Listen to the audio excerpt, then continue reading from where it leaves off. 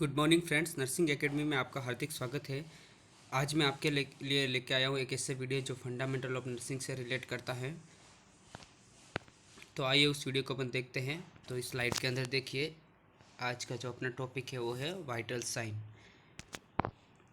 Vital sign की सबसे पहले अपन डेफिनेशन देखेंगे कि आखिर वाइटल साइन होता क्या है ना। तो इसके अंदर देखिए, vital sign are group of 4 to 6 important medical sign that indicate the status of bodies vital function. These measurements are taken to help assess the general physical health of a person, give clue to possible disease and show progress toward recovery.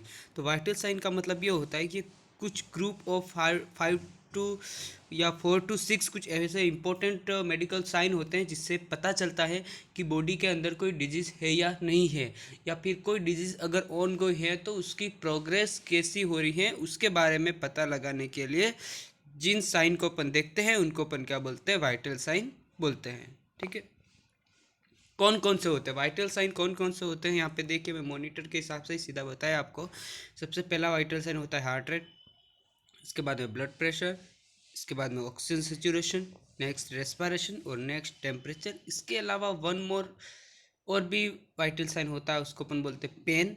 Pen के अलावा oxygen saturation भी होता है, और emergency condition के जो पिपुलरी dilation होता है उसको भी एज वाइटल साइन कंसिडर्ड किया जाता है। ठीक है फ्रेंड्स, तो आगे देखिए temperature. Normal body temperature range from 36.4 to 37.5 degree Celsius, या फिर फ़ारेनहाइट के अंदर इससे अगर अपन गिनते हैं तो 97.5 टू 99.5 डिग्री फ़ारेनहाइट तक नॉर्मल की रेंज आती है। अगर इसका अपन एवरेज निकालते हैं तो यंग एडल्ट के अंदर इसका एवरेज निकलता है 37 डिग्री सेंटीग्रेड और 98.6 डिग्री सेंटीग्रेड। ठीक है, इसके बाद में नेक्स्ट देखिए site of measuring body temperature. कौन कौन सी ऐसी साइट है जहाँ से अपन टेम्परेचर को मेंटेन कर सकते हैं। इसमें 2-3 साइट तो नॉर्मली रूटीन है जिसको आप लोग जानते हो। सबसे पहले ओरल रूट, इसके बाद में रेक्टल और इसके बाद में एक्सिलरी। इसके बाद में नेक्स्ट है टिम्पेनिक मेम्ब्रेन और इसके बाद में लास्ट है टेम्पोरल आर्टरी। तो यहाँ पे टिम्पेनिक मेम्ब्रेन और टेम्पोरल आर्टरी कैसे ब्लड प्रेशर कैसे टेम्परेचर लेते हैं वो अपन आगे की स्लाइड में देखेंगे। तो यहाँ पे देखिए इंपॉर्टेंट पॉइंट फॉर एग्जाम है ना, टेम्परेचर से रिलेटेड कुछ इंपॉर्टेंट पॉइंट है। इन पॉइंट को मैंने क्या है कि जो सीधे क्वेश्चंस होते हैं जो प्रीवियस एग्जाम्स के अंदर क्वेश्चन आए हुए हैं उनको सीधे लाइन के अंदर एक बुलेट लाइन या बुलेट पॉइंट जैसे बना दी है। तो इनको ध्यान से देखना, इनके अंदर से ही क्वेश्चंस पूछे जाएंगे कॉम्पिटिटिव एग्जाम के अंदर। ठीक है, तो सबसे पहला पॉइंट देखिए, rectal temperature are usually 1 degree Fahrenheit higher and auxiliary temperature are about 1 degree Fahrenheit lower than the normal oral temperature. ठीक है, ओरल टेम्परेचर लेते हैं, उसकी रीडिंग एकदम सही मानी जाती है। ठीक है, इसके बाद में अगर अपन रेक्टल से लेते हैं तो रेक्टल के अंदर 1 degree Fahrenheit as compare to oral temperature ज़्यादा आता है। और एक्सिलरी की अगर बात करते हैं तो एक्सिलरी के अंदर 1 डिग्री फ़ारेनहाइट कम आता है। तो अगर फ्रेंड्स अपन ने इन प्रैक्टिकली अगर एक्सिलरी से अपन ने अगर टेम्परेचर लिया है तो उसके अंदर +1 फ़ारेनहाइट करेंगे, और रेक्टल से लिया है तो उसमें -1 फ़ारेनहाइट। तो दोस्तों यहाँ पे एक ध्यान रखने वाली बात यह भी है कि अपन 1 डिग्री याद रह जाता है, भूल जाते हैं कि फ़ारेनहाइट है सेंटीग्रेड है, क्योंकि एग्जाम के अंदर ऐसे क्वेश्चन आते हैं। तो वहाँ पे सीधा ही क्वेश्चन आएगा कि इन दोनों साइड के अंदर कितना डिफरेंस है, और 1 डिग्री सेंटीग्रेड 1 डिग्री फ़ारेनहाइट इस तरह से ऑप्शन होंगे। तो वहाँ पे कंफ्यूज हो जाएंगे, और बाई चांस अगर अपन ने याद है तो अपन उसको फ़ारेनहाइट लिख लेंगे, अगर फिर बाई चांस अगर याद नहीं हुआ तो कंफ्यूज हो जाएंगे। और सेंटीग्रेड और फ़ारेनहाइट के बीच कंफ्यूजन करते होते होते अगर लास्ट में अगर अपन ने फ़ारेनहाइट पे टिक कर लिया तो ठीक है, और सेंटीग्रेड पे टिक कर लिया तो माइनस हो जाएगा। तो इस तरह से छोटी छोटी बातों पे ध्यान देना है अपने को। इसके बाद में नेक्स्ट सेकंड पॉइंट देखिए, temperature is generally in low normal range at the time of walking at a result of muscle inactivity. ठीक है, जैसे अपन जगते हैं, सो रहे होते, सोने जगते कर, तो उस दौरान क्या होता है कि जो अपनी बॉडी का जो टेम्परेचर होता है वो क्या होता है, लो होता है। ठीक है, क्योंकि कोई भी एक्टिविटी नहीं होती, सो रहे होते अपन, ठीक है, उस दौरान उठते हैं करते हैं तो उस दौरान बॉडी टेम्परेचर लो ही रहता है, क्योंकि वहाँ पे कोई मसल्स की एक्टिविटी नहीं होती, अपन कोई काम कर नहीं कर रहे होते हैं। क्योंकि दोस्तों जो बॉडी टेम्परेचर इंक्रीज होता है वो मसल एक्टिविटी अगर इंक्रीज होती है तो उसके साथ ही बॉडी टेम्परेचर बढ़ता है। तो यहाँ पे क्या रहेगा, लो रहेगा। तो ये भी सीधा इक्वेशन पुटअप हो सकता है कि इस कंडीशन वॉकने की कंडीशंस में जो ब्लड बॉडी का जो टेम्परेचर होता है वो कितना होता है। ठीक है, इसके बाद में नेक्स्ट पॉइंट देखिए, आफ्टरनून बॉडी टेम्परेचर में be higher normal as a result of metabolic process activity and environmental temperature. अब आफ्टरनून की अगर बात करते हैं तो उसके अंदर बॉडी टेम्परेचर हाई रहता है, इन्वायरमेंट की वजह से, मेटाबॉलिक प्रोसेस की वजह से, अपन जो एक्टिविटी कर रहे हैं उसकी वजह से भी क्या होता है, हायर रहता है। ठीक है, नेक्स्ट पॉइंट देखिए, temperature decrease slightly just before ovulation but may increase to 1 degree Fahrenheit above normal during ovulation. ये क्वेश्चंस भी बहुत बार एग्जाम के अंदर पूछा गया है कि जब ओवुलेशन होता है, जब ओवुलेशन का प्रोसेस हो रहा होता है तो उस दौरान कितना टेम्परेचर इंक्रीज होता है, तो 1 डिग्री फ़ारेनहाइट। इसको फिर कभी कभी क्वेश्चन के अंदर सेंटीग्रेड में कन्वर्ट करके लिख देते हैं कि 0.6 डिग्री सेंटीग्रेड ऑप्शन में होगा या 0.5 डिग्री सेंटीग्रेड ऑप्शन में होगा। तो वहाँ पे ध्यान में रखते हुए अपने को यहाँ पे टिक करना है कि टेम्परेचर जो ओवुलेशन होता है, ओवुलेशन का मतलब क्या होता है कि ओवरी से जो ओवम होता है बाहर निकलने का जो प्रोसेस होता है उसको अपन बोलते हैं ओवुलेशन। और ओवुलेशन होने से कुछ समय पहले बॉडी का टेम्परेचर क्या होता है, डिक्रीज होता है। और जैसे ही ओवुलेशन का प्रोसेस स्टार्ट होता है, ओवुलेशन होता है, उस समय body temperature 1 degree Fahrenheit increase हो जाता है। ठीक है, इसके बाद में नेक्स्ट पॉइंट देखिए, the inability to obtain a temperature should not be ignored. It could represent a condition of hypothermia, a life threatening condition is very young and older client। एक बात और ध्यान रखने की बात है, जब पेशेंट मॉनिटर पे हो, आईसीयू में हो या पोस्ट ऑप एरिया के अंदर, जब अपने टेम्परेचर प्रॉब लगा है ना, टेम्परेचर प्रॉब यूज कर रहे हैं और अपने को लग रहा है कि यार इसमें रीडिंग नहीं आ रही है बार बार, है ना, या फिर ऐसे ही रीडिंग सही नहीं आ रही, इनएक्यूरेट आ रही है, तो वहाँ पे तुरंत ही अपने को इग्नोर नहीं करना है। सबसे पहले तो उस कोड को चेक करना है, टेम्परेचर प्रॉब को, कि वो सही है या नहीं है। ठीक है, अगर वो सही कंडीशन में है और फिर भी टेम्परेचर अगर नहीं दिखा रहा है बॉडी, तो अपने को इग्नोर, ऐसे इग्नोर नहीं करना है कि यार ठीक है पेशेंट सही है, तुरंत ही अपने को सही वे से उसको चेक करना है।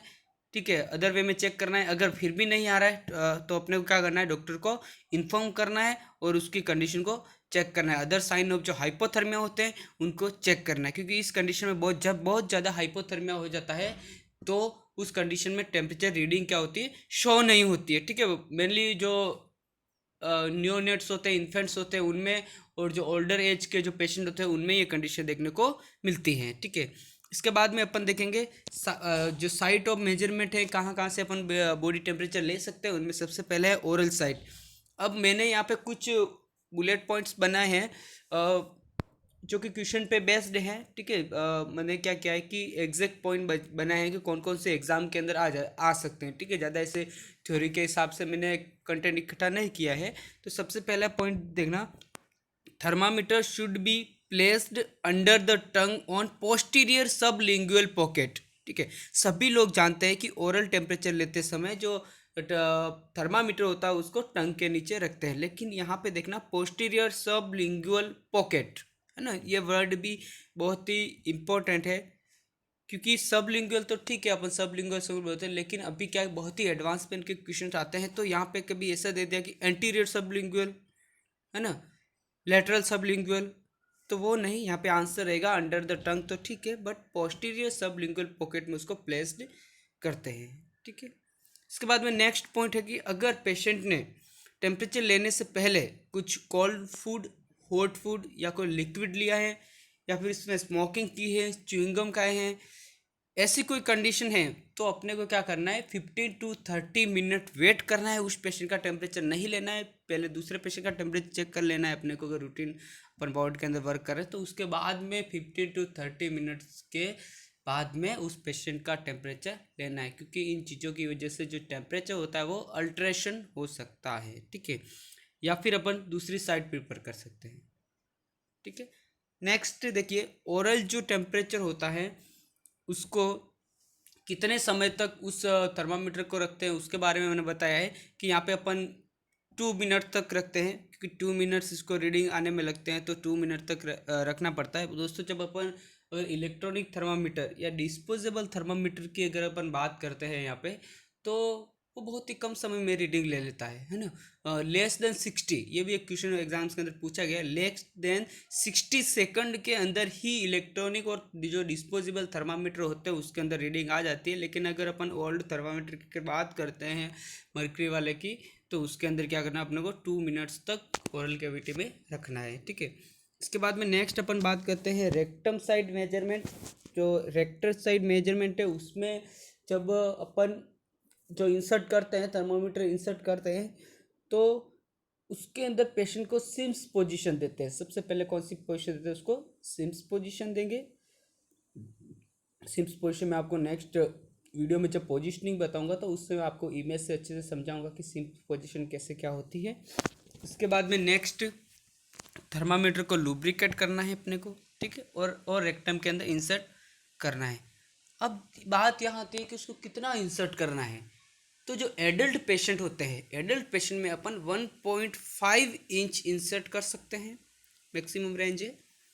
इन्फेंट जो होते हैं, बच्चे होते हैं, इन्फेंट अप टू 1 ईयर, उनमें 0.5 इंच करेंगे। और चिल्ड्रन जो होते हैं, ठीक है, चिल्ड्रन होते हैं जो पीडियाट्रिक्स पेशेंट होते हैं अबोव टू इन्फेंट, उनके अंदर 1 इंच इंसर्ट करेंगे। ये एग्जाम में बहुत बार ये क्वेश्चन पूछा गया है कि कितना करते हैं, कभी इन्फेंट का आता है, कभी चिल्ड्रन का आता है, कभी एडल्ट का आता है, ठीक है। इसके बाद में एक क्वेश्चन और पूछा जाता है एग्जाम्स के अंदर, which is the most reliable method for taking temperature. तो इसका सीधा सा ही आंसर जाएगा रेक्टम साइड, है ना। रिलायबल की अगर बात करते हैं तो कौन सा आता है, रेक्टम साइड टेम्परेचर आता है, ठीक है। इसके अंदर क्या करेंगे, 3 to 5 मिनट्स रेंज होती है। यहाँ पे मैंने आपको 5 मिनट्स बताया है ये। तो यहाँ पर जो अगर रेंज की बात करते हैं तो 3 to 5 मिनट्स तक अपने को थर्मामीटर रखना है वहाँ पे, फिर रीडिंग आ जाएगी, ठीक है। इसके बाद next axillary side. Axillary side के में देखिए कि जब भी अपन एक्सिलरी साइड का टेम्परेचर ले रहे हैं उस समय एक्सिलरी साइड बिल्कुल ड्राई होनी चाहिए, है ना। कूलिंग होगा, अगर हेयर होने की वजह से वहाँ पर कूलिंग होगा तो कूलिंग का इफेक्ट थर्मामीटर पे पड़ेगा और उसकी जो रीडिंग होगी वो क्या आएगी, गलत आएगी। बिल्कुल ड्राई होना चाहिए एक्सिला। और इसमें भी अपन 5 मिनट्स तक प्लेस्ड करते हैं, ठीक है। इसके बाद में नेक्स्ट देखिए टिम्पेनिक साइड। टिम्पेनिक साइड में सबसे पहले आपको मैं इसका इमेज बताता हूँ, टिम्पेनिक साइड कैसे क्या है। ये देखिए ईयर, इसके अंदर टिम्पेनिक मेम्ब्रेन, ये थर्मामीटर है ना, इस तरह का थर्मामीटर होता है। इसको अपन ईयर कैनाल की तरफ ले जाएंगे और वहाँ पे जो टिम्पेनिक मेम्ब्रेन होती है उससे ये सेंसर के थ्रू क्या है, टेम्परेचर को खींच लेता है। कोर बॉडी टेम्परेचर को चेक करने के लिए टिम्पेनिक मेम्ब्रेन यूज किया जाता है, कोर बॉडी टेम्परेचर, ठीक है। इसमें देखिए first the auditory canal is checked for presence of redness, swelling, discharge, foreign body और एनी सेक्रेशन, ठीक है। यहाँ पे क्या है कि सबसे पहले अपन ईयर को चेक करेंगे, उसके अंदर कोई फॉरेन बॉडी तो नहीं है, उसके अंदर कोई इन्फेक्शन नहीं हो रहा, क्योंकि ये चीज़ें क्या है कि जब अपन थर्मामीटर इंसर्ट करेंगे तो आगे की तरफ इन्फेक्शन और बढ़ जाएगा, टिम्पेनिक मेम्ब्रेन में इन्फेक्शन होने का चांसेस रहेगा, आसपास में ब्लीडिंग भी हो सकती है। इसीलिए सबसे पहले इन चीज़ों को चेक करेंगे। इसके बाद में जो टिम्पेनिक जो साइट होती है उसके थ्रू अगर अपन टेम्परेचर लेते हैं तो वो विदिन 10 सेकंड के अंदर, विदिन 10 सेकंड के अंदर क्या होता है, रीडिंग आ जाती है, ठीक है। तो ये आपने इमेज भी देख लिया। इसके बाद में नेक्स्ट देखिए temporal artery site. Temporal artery site का भी आप देखिए, ये देखिए टेम्पोरल आर्टरी साइट, ये थर्मामीटर है, इसको टेम्पोरल आर्टरी के वहाँ पे लगाया है। टेम्पोरल आर्टरी यहाँ से यहाँ जा रही है, तो वहाँ से क्या है कि सेंसर होता है इसमें, तो सेंसर के थ्रू क्या है कि ये टेम्परेचर को बता देगा, ठीक है। इसके अंदर देखिए ensure clients forehead is dry. इसमें भी ध्यान रखना है कि क्लाइंट का जो फोरहेड है वो बिल्कुल ड्राई होना चाहिए। और अगर उस पेशेंट को बहुत सारा पसीना हो रहा है, डायफोरेटिक कंडीशन है, उसका जो फोरहेड है वो बहुत ही, उसके वहाँ पे बहुत पसीना आ रहा है बार बार, तो उस कंडीशन में क्या कर सकते हैं अपन कि जो टेम्परेचर प्रॉब है उसको अपन जो ईयर होता है, ईयर लोब होते हैं, ईयर लोब के बिहाइंड है ना, बिहाइंड द ईयर लोब, नेक के वहाँ से भी अपन टेम्परेचर ले सकते हैं। ठीक है, इसके बाद में एक एग्जाम के अंदर मोस्ट ऑफ पूछा जाता है, कुछ टेम्परेचर दिया होता है, उस फ़ारेनहाइट को सेंटीग्रेड में कन्वर्ट करो या सेंटीग्रेड को फ़ारेनहाइट में कन्वर्ट करो। तो उसके लिए भी तो फॉर्मूला है। फर्स्ट है to convert Fahrenheit to centigrade. Fahrenheit को सेंटीग्रेड में कैसे कन्वर्ट करते हैं, ठीक है। तो centigrade equal to Fahrenheit -32 × 5/7। To convert centigrade to Fahrenheit, F equal to Fahrenheit equal to centigrade into 9/5 plus 32। ठीक है, यहाँ पे दोनों फॉर्मूला के अंदर थोड़ा डिफरेंस करके आप लोगों को मैं समझाऊंगा कि सबसे पहले जब अपन सेंटीग्रेड का जो टेम्परेचर होता है वो कम होता है, ठीक है। टेम्परेचर कम नहीं होता, उसकी जो मार्किंग होती है, जैसे कि 37 डिग्री सेंटीग्रेड के इक्वल टू 98.6 डिग्री फ़ारेनहाइट। ठीक है, तो यहाँ पर संख्या की बात करते हैं तो सेंटीग्रेड के अंदर वो संख्या का जो वेटेज होता है वो कम होता है, फ़ारेनहाइट में इस संख्या का वेटेज होता है वो ज़्यादा आ रहा है। तो ऑब्वियसली क्या होता है कि जिस अपने को अगर कोई बड़ी संख्या है उसमें उससे अगर छोटी संख्या निकालनी है तो अपने को माइनस ही करना पड़ेगा। ठीक है, तो यहाँ पे क्या होता है कि जब सेंटीग्रेड से फ़ारेनहाइट से सेंटीग्रेड में कन्वर्ट करते हैं तो सेंटीग्रेड इक्वल टू फ़ारेनहाइट -32 आएगा और इंटू 5/7 आएगा। ठीक है,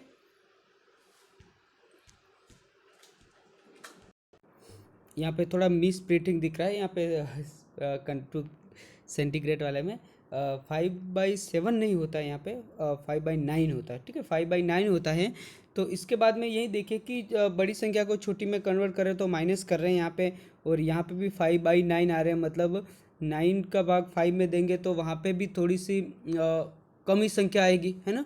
तो इसी तरह से अपन फ़ारेनहाइट निकालना है, मतलब छोटी संख्या से बड़ी संख्या बनानी है तो ऑब्वियसली उसमें क्या करना पड़ेगा, अपने को प्लस करना पड़ेगा, है ना। और यह 9/5 मतलब 5 का भाग अगर 9 में देंगे तो कुछ बड़ी संख्या आएगी। तो इस तरह से फॉर्मूले को थोड़ा समझते हुए अपने को एक ही फॉर्मूला याद कर देना और दूसरे को क्या करना है, अपोजिट कर देना है। ठीक है, इसके बाद में फ्रेंड्स अपन देखेंगे कुछ इंपॉर्टेंट क्वेश्चंस एम्स एग्ज़ाम से रिलेटेड, जो कि 4-5 क्वेश्चंस मैंने बताए। वैसे क्या एक स्लाइड बहुत बड़ी बन चुकी है, टाइम ज़्यादा हो चुका है, तो इसीलिए मैंने कुछ इंपॉर्टेंट थोड़े क्वेश्चन ही लिए हैं अभी इस स्लाइड के अंदर, और नेक्स्ट कल मैं जो स्लाइड बनाऊंगा उसके अंदर सारे जो टेम्परेचर से रिलेटेड क्वेश्चन हैं उनको ऐड करेंगे, और उनको ऐड करने के बाद फिर अपन नेक्स्ट वीडियो के अंदर पल्स, ब्लड प्रेशर, जो पेन और ये सारी चीज़ें देखेंगे। ठीक है, तो सबसे पहले यहाँ पे क्वेश्चन नंबर 1 देखिए, which of the following is considered as the fifth vital sign in emergency department. सबसे फर्स्ट ऑप्शन देखिए मोटर रेस्पॉन्स, बी देखिए response to pain, C number पे देखिए वर्बल रेस्पॉन्स, इसके बाद में देखिए पिपिलरी रिएक्शन टू लाइट। तो फ्रेंड्स बताया कि फिफ्थ वाइटल साइन कौन सा है, तो आपको सबसे पहले मैं क्लियर करना चाहूँगा कि फिफ्थ वाइटल साइन जो पेन को भी मांगते हैं, O2 सेचुरेशन को भी मानते हैं, ये आपने पढ़ा है, लेकिन यहाँ पे दोनों ही चीज़ें ऑप्शन में नहीं है ना। पेन है बट यहाँ पे कंडीशन भी दे रखी है इमरजेंसी डिपार्टमेंट, है ना, इमरजेंसी कंडीशन है। तो उस कंडीशन में अपना जो राइट आंसर जाएगा दोस्तों, आपको बताना चाहूँगा कि ये प्रीवियस एग्जाम के अंदर पूछा गया, और उस रिक्रूटमेंट सेल ने, उस एग्जामिनर ने यहाँ पे जो आंसर राइट माना वो है पिपिलरी रिएक्शन टू लाइट, क्योंकि पिपिलरी जो रिएक्शन होता है वो इमरजेंसी डिपार्टमेंट के अंदर बहुत ज़रूरी होता है पेशेंट की कंडीशन को देखने के लिए। ठीक है, तो यहाँ पे अपना राइट आंसर जाएगा पिपिलरी रिएक्शन टू लाइट। ठीक है, अगर इमरजेंसी डिपार्टमेंट नहीं होता और सीधा पूछते फिफ्थ वाइटल साइन कौन सा है तो अपन उसको उसके अंदर पेन बता सकते थे। ठीक है, नेक्स्ट देखिए, basic technique of which of these are use to determine vital sign. Vital sign को डिटरमाइन करने के लिए कौन सी टेक्निक यूज की जाती है, फिजिकल एग्जामिनेशन की कौन सी टेक्निक यूज की जाती है, inspection, palpation, auscultation, next inspection, blood work मतलब ब्लड टेस्ट बोल सकते हैं, and X-ray, next rhythm, rate and open communication, next psychology, physiology and nursing skills. आप लोग बताइए, इसको ध्यान से देखिए। तो इसके अंदर जो राइट आंसर जाएगा दोस्तों वो इंस्पेक्शन, पाल्पेशन और ऑस्कल्टेशन जाएगा।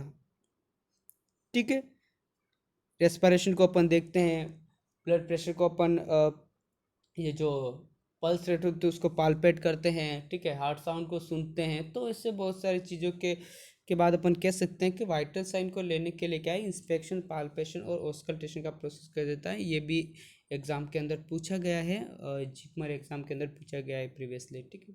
इसके बाद में अपन बात करते हैं, which of the following is not considered a vital sign. Simple सा क्वेश्चन है।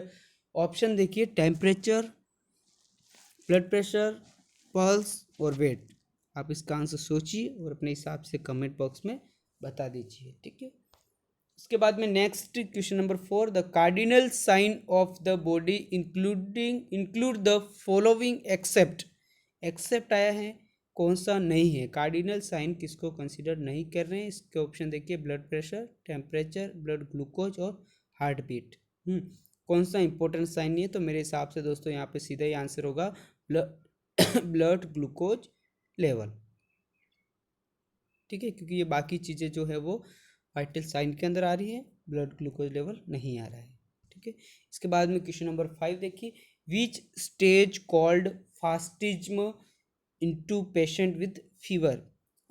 टेम्परेचर के अंदर की फीवर की एक कंडीशन है जिसको अपन बोलते हैं फास्टिज्म। तो फास्टिज्म किसको बोलते हैं ये पूछा गया है। फर्स्ट देखिए, initial stage of fever, next maximum and constant temperature, next देखिए टेम्परेचर स्लोली बिकम नॉर्मल, और इसके बाद में नेक्स्ट देखिए टेम्परेचर फास्टली बिकम नॉर्मल। तो इन चारों ऑप्शंस में से फास्टेज में वर्ड किसके लिए यूज करेंगे, तो यहाँ पे राइट आंसर होगा friends maximum and constant temperature, ठीक है। अगर टेम्परेचर है मैक्सिमम लेवल पे चला गया और वहाँ पे कांस्टेंट रह रहा है, लगातार एक ही ग्राफ है जो एक ही तरफ बढ़ रहा है, तो उस कंडीशन को अपन क्या बोलेंगे, फास्टिज्म बोलेंगे। तो फ्रेंड्स आज के लिए अपना इतना ही है इस वीडियो के अंदर, बहुत ज़्यादा बड़ा वीडियो बन गया इसलिए मैंने नेक्स्ट क्वेश्चन नहीं लिए। आप अगर नेक्स्ट क्वेश्चन देखना चाहते हो टेम्परेचर से रिलेटेड, पल्स से रिलेटेड, रेस्पिरेशन से रिलेटेड, पेन से रिलेटेड, अगर सारी चीज़ें समझना चाहते हो तो वीडियो को लाइक कीजिए, शेयर कीजिए और सब्सक्राइब कीजिए नेक्स्ट नोटिफिकेशन के लिए। Thank you.